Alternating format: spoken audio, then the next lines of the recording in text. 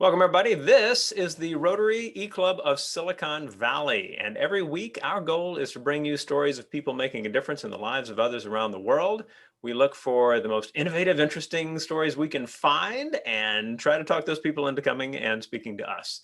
And in doing that, we have the Rotary interest in service. Our motto as an organization of 1.2 million members and 33,000 clubs around the world is service above self. Our club, based in Silicon Valley, but with members around the world, has a special interest in innovation, entrepreneurship, and education as it relates to service. And today we have with us the founder of an organization called Skateistan. They have programs running in Afghanistan, in Cambodia, and in South Africa. You may have heard of them via an award-winning video documentary that we will learn more about along the way. But Oliver, it is an honor to have you with us, and we are excited to hear the story of Skateistan. Thank you so much, Rushton. It's a great pleasure to be with you today. I'm Oliver Percovich. I'm from Melbourne, Australia. And in 2007, I followed my girlfriend at the time to Kabul, Afghanistan. And she got a job there as a researcher. I had a research background.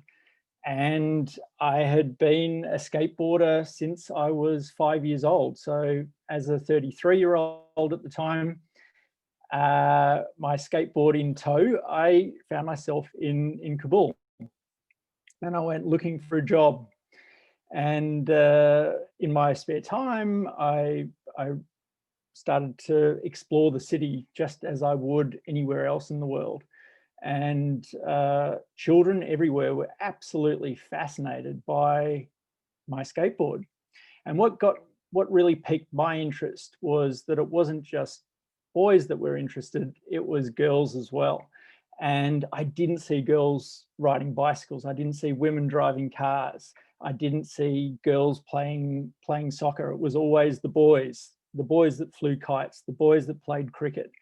And with the skateboard, because nobody had seen it before, it somehow was somewhat of a loophole in terms of something that girls could do, because it hadn't been, it didn't have any sort of cultural associations within Afghanistan. And I started to run little sessions in a public park. And you can see on the slide this round dish, which was a fountain, an empty fountain that we swept out and cleaned, and started to run little skateboard sessions in. So I literally had 3 skateboards right at the start, and up to 70 children would start to take part in these activities, and I was really excited because it was attracting, firstly, girls to do a sport, as well as children from all different backgrounds. There were different ethnicities involved. There were different socioeconomic backgrounds. There were the very poor kids that were begging on the street, shining shoes, weighing people literally for their weight by carrying around bathroom scales and weighing people for 5 cents at a time. And also children that were in the area that came from slightly more middle-class background. They all were mixing and skateboarding. And I gave the girls more time to skateboard than the boys, because boys were able to do other things.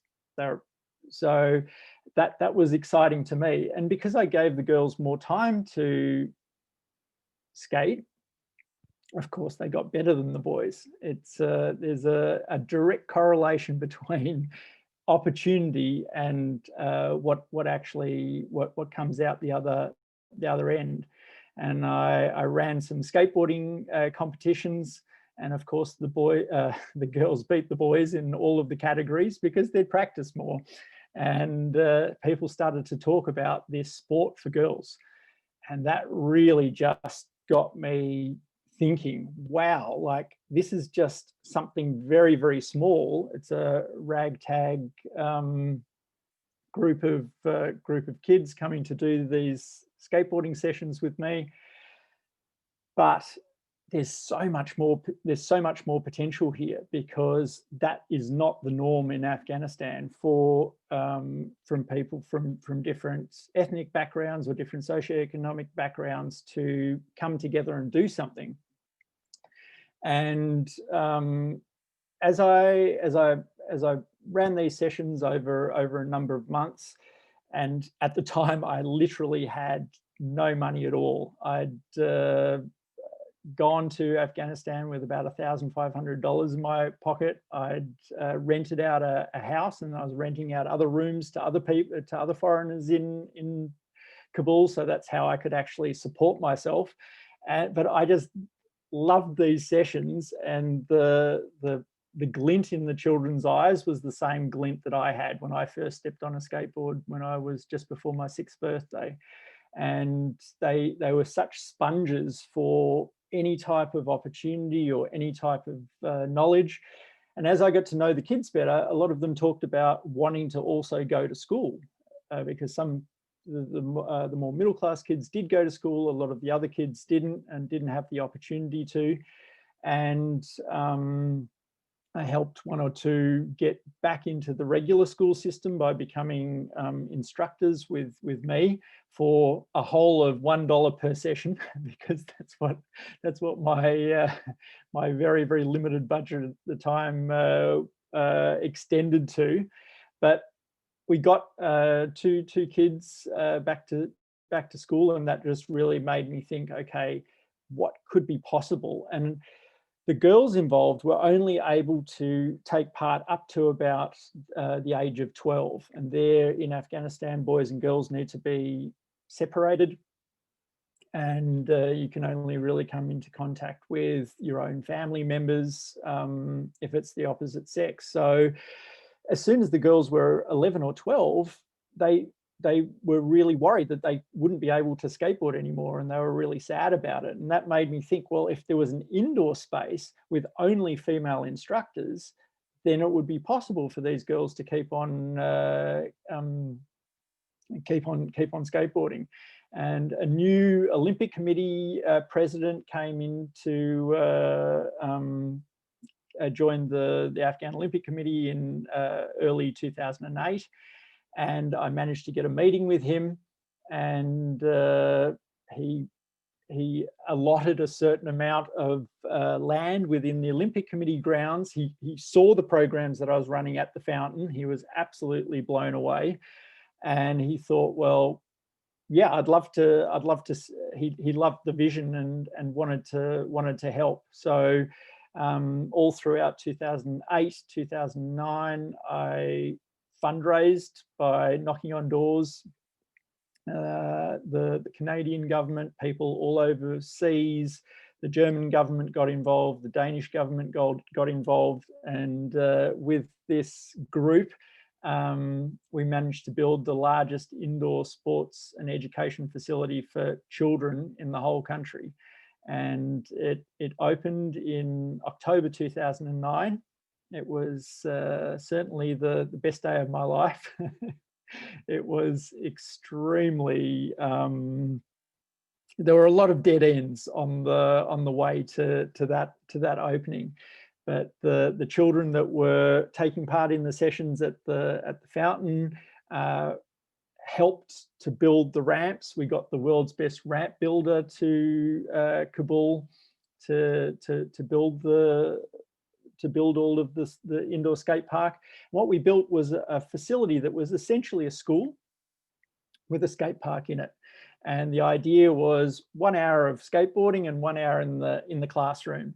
And the activities in the classroom, I really wanted to be very heavily based around creativity and utilizing developing their critical thinking skills, developing their creativity, because in Afghanistan and the whole region, a lot of learning is based on rote learning and repetition, and just not the type of learning that then enables them to solve the extremely complex problems that they're inheriting in the country. And so that was the base of the idea, and it was extremely successful. We had spaces for 360 children. I had a quota of half have to be girls. And so we managed to get 165 girls. So there was only then 165 boys allowed in the program, and there was about another 250 boys on our waiting list when we opened in 2009. And so the school started to grow. We had some volunteers come from around the world to help to start to build up the programs. I was still just, I mean, that was really just the start of the work. I didn't have a background in international development. It was just a matter of piecing things that made sense, put them together, utilizing a whole lot of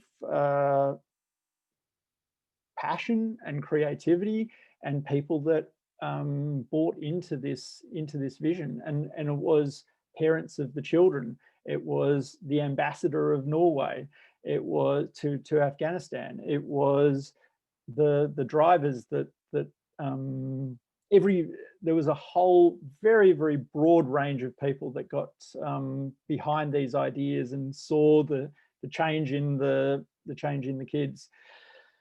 The success that we had in Kabul, we built on that, and we managed to open a small program at another NGO in Phnom Penh through a French national that was living in Cambodia and was also a passionate skateboarder and saw what we were doing and was inspired.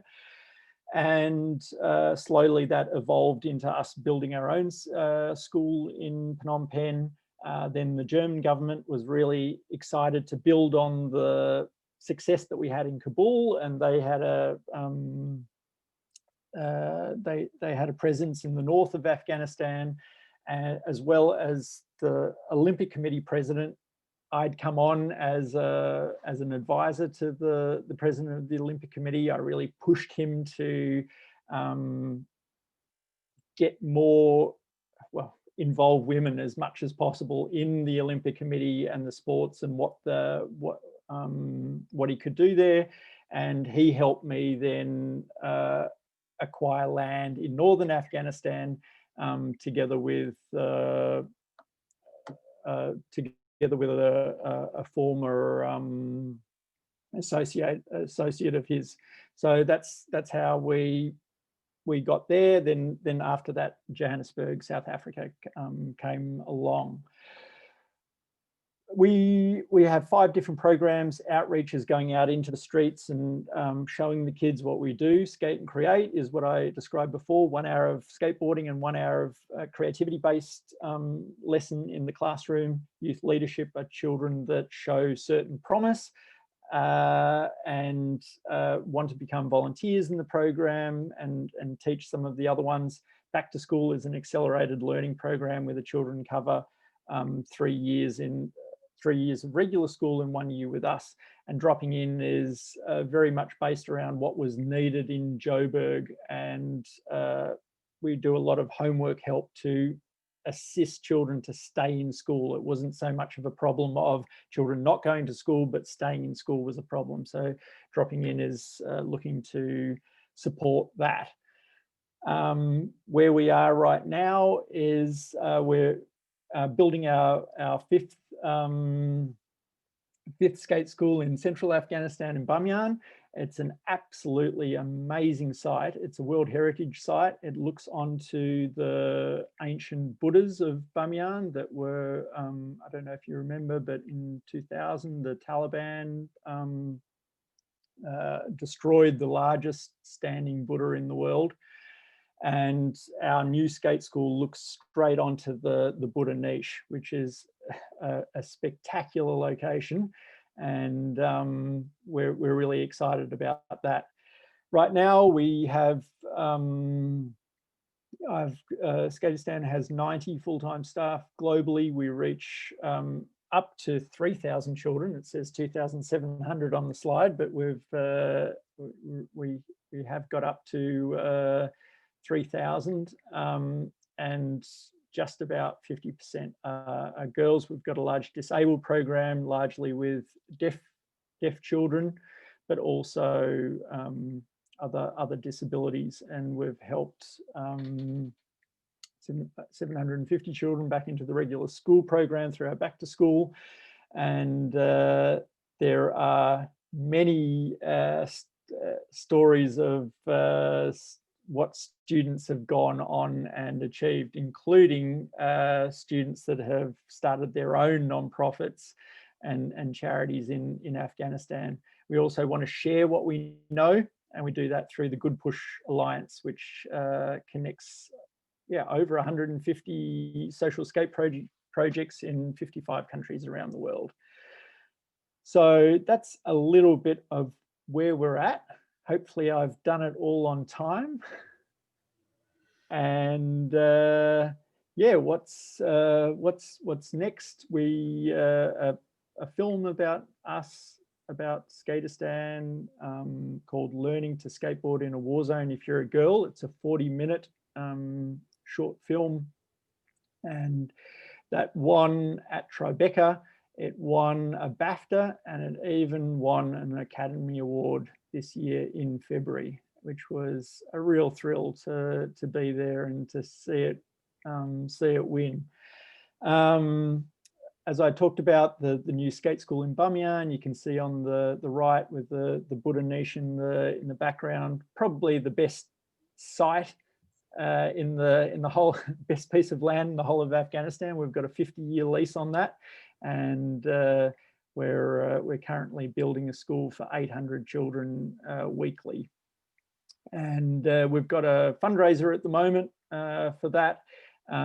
We've raised, I think, 111,000 so far, and we've got 189,000 to go. So we're trying to raise 300,000 to finish that off, and for the running costs for the next couple of years. Wonderful, Ollie. This is fantastic stuff. So what I want to do is I want to be able to get to some questions. We still do have some time. I want to introduce the people who are on the recording as well. If everybody would unmute your mic, or well, actually not unmute your camera for a minute. I'll introduce the guests that we have. First of all, from Skateistan, Ollie, our speaker, and James, both in Berlin. We have with us Heather Edwards. She is with the Metropolitan Eugene Rotary Club and a good friend of the Club of Silicon Valley. In Southern California, we have Brendan Brennan of the Janus Group and a Moonshot Education guy. From our club, we have Farheen, our membership chair. We've got Sandy, our service chair. We have Cecilia running our global grant effort at the moment, and Shags, our paella master. My name is Rushton Hurley. I'm the charter president of the club. And what I'd like to do is to start into some of the questions that we have. One of the, I think the first one that came through was from Sandy, just asking how much does it cost for a skateboard and a helmet? We have all of our skateboards and helmets donated, and that's happened right from the start of the program. We don't give out any skateboards. We don't give out any safety equipment. So any of the equipment that we have lasts for a very long time in the program, and all of our sponsors have been so thrilled with us right from the start that the helmet sponsor came on board literally in 2008 and has supported us solidly for 13 years. And you can even buy a Skateistan helmet from that company. We do a co-branding with them, and proceeds actually come to us. So a Skateistan helmet costs $60. That's what a helmet costs, but buying one actually benefits the project, and we receive all of our skateboard equipment has always been sponsored right from the start. Brendan, you've got a question that came up in the chat. If you'd like to ask that, feel free. Yeah, I mean, Phnom Penh, I hold close to my heart, having worked there for a number of months, so close to a year. And what struck me was the crisis with the youth there, as far as being trafficked from a young age as street beggars, and then usually into the sex trade, and then also the crisis of the youth that are living and working in the city dump. Have you had any success reaching those kids or getting those kids pulled out of that? Absolutely. That's accessing the poorest children is something that we focus on. Actually, one of our managers in Phnom Penh had a life previously collecting on a rubbish dump and made his way through certain opportunities, worked at another NGO, and then he came to Skateistan. So, and I think that that's also something that's been so strong for us, is that, for example, in Kabul, 65% of our staff are former students. And so they've gone through that themselves. So they know how to reach those hardest to reach kids, and they know what is needed to then change their lives. What are the barriers that they also face? What is it like to be in their families, and what are the pressures that they face? And that's something that really can't be underestimated. And a lot of work is actually connecting with parents and showing them the value of their children joining our program. So we do that through open events, and so, for example, in Phnom Penh, we'd organise an open event, invite everybody there, and show them what is going on. And a big way that we actually win over the parents is that parents overall, one of the most consistent feedback that we get from parents is that their child is more better behaved after they've been taking part in Skateistan programs, and they're all thrilled. And so there's something in it. We'd like our kids to keep on going. That's all the parents want. It's just their kids to behave, right?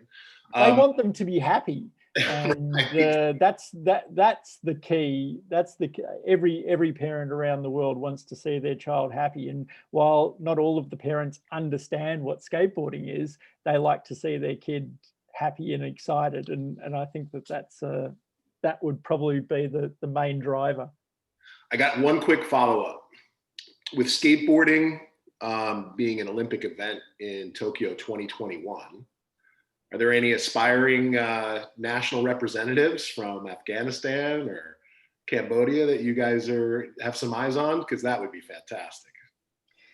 Absolutely. There was a delegation from Afghanistan that went to China and took part in some training, and then also a competition, and a girl placed 7th, female student placed 7th, and one of our instructors actually came 2nd in the instructors competition for the Asia region. They haven't qualified for this next Olympic Games, but they're very excited about Paris 2024 and LA 2028. Only a matter of time, for sure. Cecilia, you have a question about the self-sustaining nature of the programs, and we'll need you to unmute. Sorry. Yeah. So, has the program in any of your locations so far become self-sustaining, or I realize there's some infrastructure costs involved, so obviously that money has to come from somewhere. Yes, so we do all of our fundraising from Berlin, from headquarters, and a very important part of our fundraising is to have it as diversified as we possibly can. That's quite tricky, to have many different income streams. In terms of sustainability at the skate school sites, since 2015, we haven't had any internationals at any of the schools. So Afghanistan, we've got 50 staff in Afghanistan, all Afghan in Cambodia, all Cambodian in South Africa, all from the African continent. And this is the sustainable. We really focus on the programs and running high quality programs on the site. We don't burden them with fundraising, because we want them to focus on what's actually really important, and that's delivering high quality programs to the children.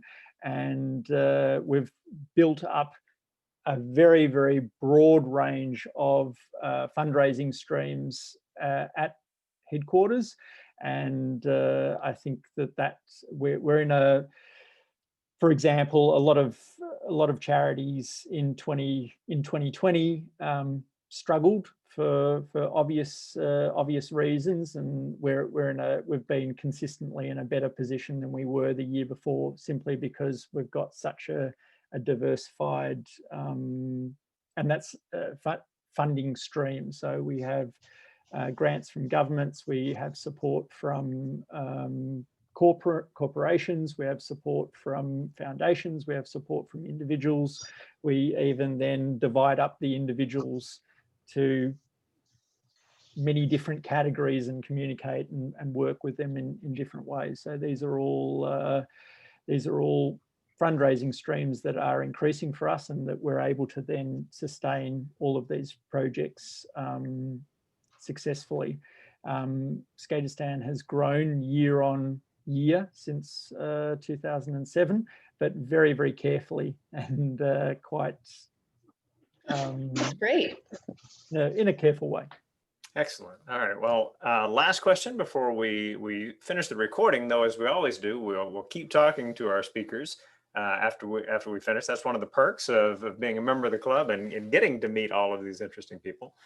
So one of the most interesting things to me is the educational component, where you're getting these kids who have been out of the system and you're getting them caught up quickly, right? And so as we think about these teams of people you have working at the skate schools, clearly a number of them are these kind of high-powered educators who are accelerating learning for these kids so that they can get back into the system and be on grade level. Is that something that you had originally imagined as part of the program, or how did that come to be a part of Skateistan? Thanks so much for the question. This is something that I really love to relate, and that is that we have been always led by the children. So I didn't go to Afghanistan with the idea of starting a charity. I didn't have the idea of going to Afghanistan and teaching skateboarding. I was on the streets of Kabul skateboarding, and children didn't give me my skateboard back. They told me that they wanted to skateboard. I didn't tell them this is something that you need to do. When I found out that half of the population in Afghanistan was under the age of 15, it was like, this demographic must be listened to, and they must be accessed, and they must be given opportunities as much as they can. Then the children themselves asked me, can we go back to school? These first kids that I was teaching in the fountain, that was the link to education. That wasn't something that I forced on them, or that was coming from them. That's what they wanted, and I followed it, and I listened to them, and I tried to then create the structure of what they were actually asking for. Then we ran the Skate and Create program, and children said, we love coming to Skateistan, but we also want to go to regular school. Just coming to Skateistan is fantastic, but we're missing out on going to school. And that's where the back to school program came from. Again, not from my idea or by design or from some overall top-down plan. It came bottom up, and it came from the children themselves. And we're going to continue to be student focused and student led as an organization. We are there to serve them and try to connect the dots between what they want, where they want to get to, and how can we scaffold that. Well, fantastic stuff. We are excited to be able to share your story. All of you who are watching this as a recording, you are hopefully on our page watching this as a recording. Scroll down a little bit. You can let us know you were here.